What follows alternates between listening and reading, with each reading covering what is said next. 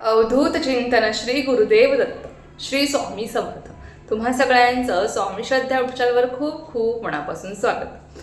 तर उद्या आहे मकर संक्रांती. तर बघा, यावर्षी असं झालंय ना की उद्या मकर संक्रांतीला षटतिला एकादशी सुद्धा आहे. आपण थोडक्यात जाणून घेणार आहोत की मकर संक्रांतीला आपल्याला काय करायचं आहे, त्याचप्रमाणे सुगड पूजन कसं करायचं आहे, आणि उद्या एकादशी असल्यामुळे देवाला नैवेद्य चालतो का. त्याचप्रमाणे यावर्षी संक्रांती देवीने पिवळं वस्त्र धारण केल्यामुळे पिवळा रंग वर्ज्य आहे, मग हळद लावावी का, या तुमच्या सगळ्या प्रश्नांची उत्तरे आपण आजच्या व्हिडिओमध्ये बघणार आहोत. तर सर्वात प्रथम आपण बघणार आहोत की उद्या मकर संक्रांतीला आपण काय करायचं आहे.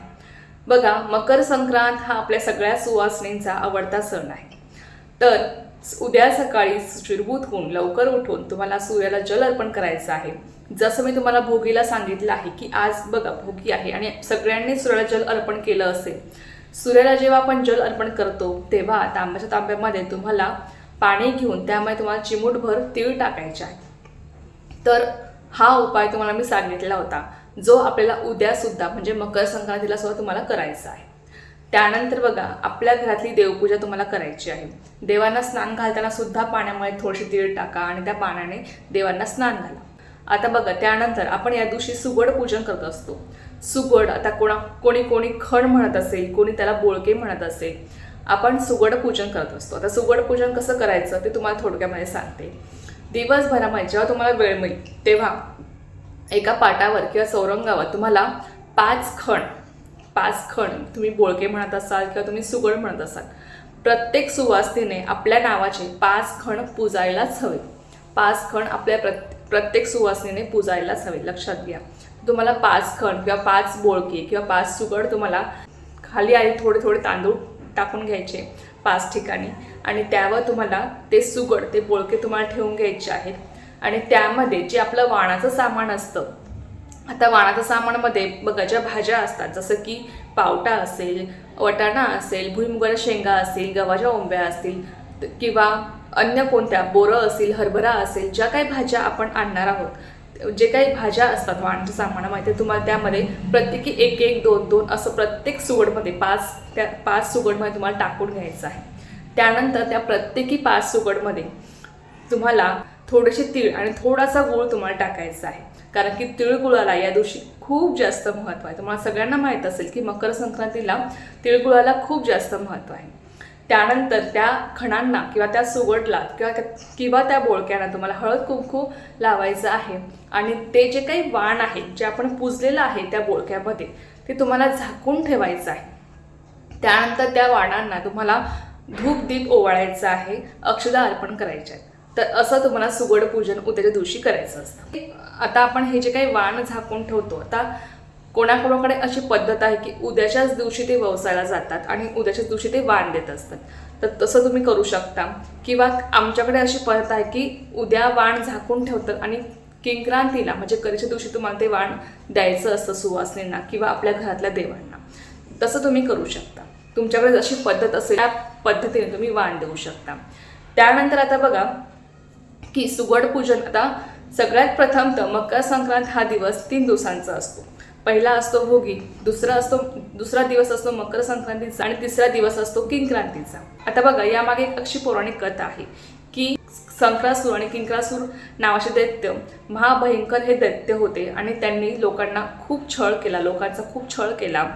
तेव्हा देवी पार्वतीने एका देवीचे रूप घेऊन त्यांचा वध केला. आणि त्याचप्रमाणे ज्या दिवशी तिने हे रूप धारण केलं होतं तेव्हा सूर्य, आता तुम्हाला सगळ्यांना माहीत असेल की सूर्य प्रत्येक महिन्यामध्ये आपली रास बदलत असतो. त्यावेळेला जेव्हा तिने रूप धारण केलं तेव्हा सूर्य हा धनु राशीतून मकर राशीमध्ये प्रवेश करत होता. आणि जेव्हा सूर्य धनु राशीतून किंवा एका राशीतून दुसऱ्या राशीमध्ये प्रवेश करतो तेव्हा त्याला संक्रमण असं म्हणतात. म्हणून या देवीला संक्रांती देवी असं नाव पडलं आहे. त्यामुळे या दिवशी असं अशुभ असं काही नसतं. फक्त शास्त्रानुसार अशी मान्यता आहे की संक्रांती देवीने जे काही धारण केले आहे, म्हणजे ज्या काही वस्तू तिने धारण केलेल्या आहे त्या या दिवशी वर्ज्य मानल्या जातात. आता बघा, यावर्षी संक्रांती देवीने पिवळ्या रंगाचं वस्त्र धारण केलेलं आहे, त्यामुळे पिवळा रंग वर्ज्य आहे. आणि सगळ्यात मोठा प्रश्न हा आहे की मग पिवळा रंग वर्ज्य आहे तर हळद लावावी का.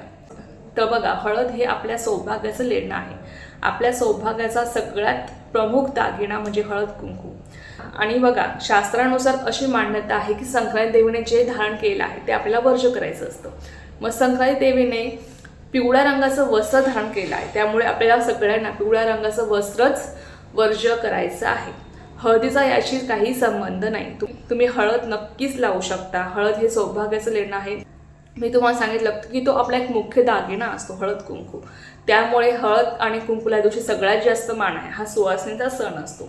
हळद कुंकूला या दिवशी सगळ्यात जास्त मान आहे, त्यामुळे तुम्ही हळद अवश्य लावू शकता. असं कुठेही दिलेलं नाही की हळद वर्ज्य करावी म्हणून. तर तुम्ही हळद नक्कीच लावावी, त्यात काही शंका नाही. तर हा तुम्हाला प्रश्न होता, तर याचं तुम्हाला उत्तर मिळालंच असेल. आता तिसरा प्रश्न असा आहे की उद्या मकर संक्रांतीला षटतिला एकादशी आहे.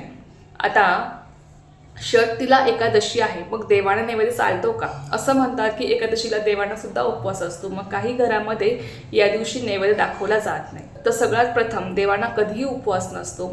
आणि जरी तुम्ही उपवास करत असाल, म्हणजे तुमचं जर एकादशीचं व्रत असेल, तर तुम्हाला देवांना फलाहार दाखवायचा. म्हणजे जे काही तुम्ही फराळाचं घेणार असाल, दूध, फळे जे काही तुम्ही खाणार असाल ते तुम्हाला नैवेद्य म्हणून तुम्ही देवांना दाखवू शकता. जर तुमचं एकादशीचं व्रत नसेल, तुम्ही करत नसाल, तर जो तुम्ही नैवेद्य बनवणार आहात, आता जसं की काही काही ठिकाणी या दिवशी पुरणपोळी केली जाते, तर तो तुम्ही नैवेद्य देवांना दाखवू शकता. यात काही शंका नाही. तर याचं पण तुम्हाला उत्तर मिळालं असेल. जरी उद्या एकादशी असेल, जर तुम्ही व्रत करत असाल तर तुम्ही फलाहाराचा नैवेद्य तुम्ही देवांना दाखवू शकता. जर व्रत करत नसाल तर जो नैवेद्य तुम्ही बनवणार आहात तो तुम्हाला देवांना दाखवायचा आहे. तर तुम्हाला समजलं असेलच. आता बघा, षटतिला एकादशी नावातच बघा याचा अर्थ आहे. या दिवशी तुम्हाला मी सांगितलं की सूर्याला जल अर्पण करताना तुम्हाला पाण्यामध्ये तीळ टाकून त्या जल अर्पण करायचं आहे. त्याचबरोबर आपण जेव्हा स्नान करतो तेव्हा त्या आंघोळीच्या पाण्यामध्ये तुम्हाला थोडेसे तीळ टाकायचे आहे आणि त्या पाण्याने तुम्हाला स्नान करायचं आहे. यामुळे आपल्या जीवनातले संकट, दुःख, अडचणी नक्कीच दूर होतात आणि आपली प्रगती होते, आपली भरभराट होते, आपल्याला सुख, शांती, समाधान प्राप्त होते. नक्की हे उपाय करा. जे जे उपाय तुम्हाला सांगितले आहेत ते नक्की करण्याचा प्रयत्न करा. आणि उद्या मकर संक्रांत सण आहे. उद्या आपण सगळेजण छानपैकी तयार होऊन आपण तिळगुळ सगळ्यांना देत असतो. तिळगुळ घ्या, गोड बोला असं आपण म्हणत असतो. तर नक्की उद्याचा दिवस हा छान प्रकारे साजरा करा. फक्त सगळ्यांनी पिवळा रंग घालणं, म्हणजे पिवळ्या रंगाचे वस्त्र घालणं वर्ज्य करा. बाकी कुठल्याही अफवांवर विश्वास ठेवू नका किंवा कुठेही घाबरण्याची गरज नाहीये. देव कधीही कुणाचं वाईट करत नाही. आपले फक्त कर्म चांगले पाहिजे तेव्हाच, आणि त्या कर्मावरच आपल्याला फळ मिळत असतं. त्यामुळे बघा, देव कधीही आपलं वाईट करत नाही. देव आपलं फक्त चांगलंच करतो आणि आपल्याला फक्त चांगलंच देत असतो. ते आपले कर्म ठरवतात की आपल्यासोबत काय घडणार आहे आणि काय. तर चला, ही एक अत्यंत छोटीशी पण खूप महत्त्वाची माहिती होती जी मला तुमच्यासोबत शेअर करायची होती. तर झालेली सेवा मी स्वयंमाचरणी रुजू करते आणि आजचा व्हिडिओ इथेच थांबवते. तुम्हाला जर माहिती आवडली असेल तर व्हिडिओला लाईक, शेअर, सबस्क्राईब करायला विसरू नका. पुन्हा भेटूया अशाच एका नवीन व्हिडिओसोबत किंवा विषयासोबत. तो पण सर्वांना श्री स्वामी समर्थ. जय जय स्वामी समर्थ.